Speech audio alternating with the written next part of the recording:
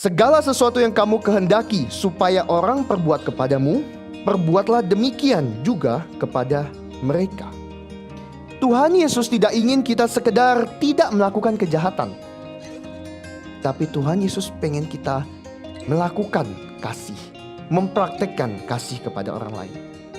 Contoh sederhana, ada bedanya ya Bapak Ibu Saudara sekalian, antara kita nyebrang jalan sesuai dengan lampu lalu lintas dengan kita nyebrang jalan dan menolong senior citizen yang susah nyebrang. Kalau sesuai pengajaran Rabbi Hillel, maka kalau kita nyebrang pas lampu hijau, itu sudah baik, tidak ada masalah. Walaupun kita mengabaikan si nenek yang sulit nyebrang ini. Tetapi dalam pengajaran Tuhan Yesus, bukan hanya kita harus jalan ketika lampu hijau, bukan lampu merah, tetapi kita juga diminta untuk menuntun si nenek nyebrang sampai ke ujung. Kita diminta untuk bukan sekedar tidak melanggar aturan, tetapi kita perlu berbuat baik bagi sesama. Kata dosa atau dalam bahasa artinya hamartia, yang artinya meleset dari target, itu bukan sekedar kalau kita membunuh, mencuri, berzina, dan kita berdosa, kita meleset dari target. Tidak.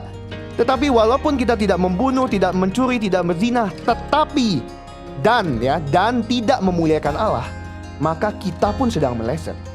Jadi kalau kita tidak melakukan apa-apa untuk kerajaan Allah, kita sedang berdosa dan meleset daripada target yang ada. Contoh dari firman Tuhan di Matius pasal 25 ya, di ayat 31 sampai 46, dikatakan perbedaan antara kaum domba dan kaum kambing. Nah, kaum domba ini dipuji Tuhan dan diberikan kehidupan kekal karena mereka hidup memuliakan Allah.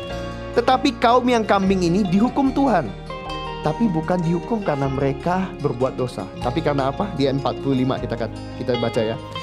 Maka ia akan menjawab mereka, Tuhan Yesus ya, aku berkata kepadamu, sesungguhnya segala sesuatu yang tidak kamu lakukan untuk salah seorang yang paling hina ini, kamu tidak melakukannya juga untuk aku.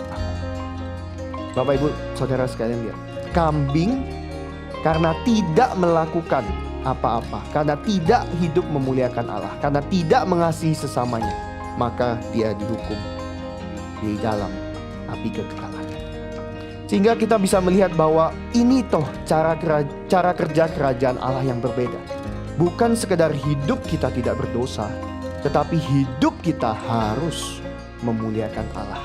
Sehingga kita punya tujuan yang jelas dalam hidupan ini. Sehingga kita punya motivasi yang luar biasa, yang harusnya setiap pagi ketika kita bangun, kita terbakar olehnya. Bukan sekedar ya udah hidup diam-diam baik-baik, yang penting tidak ganggu orang lain.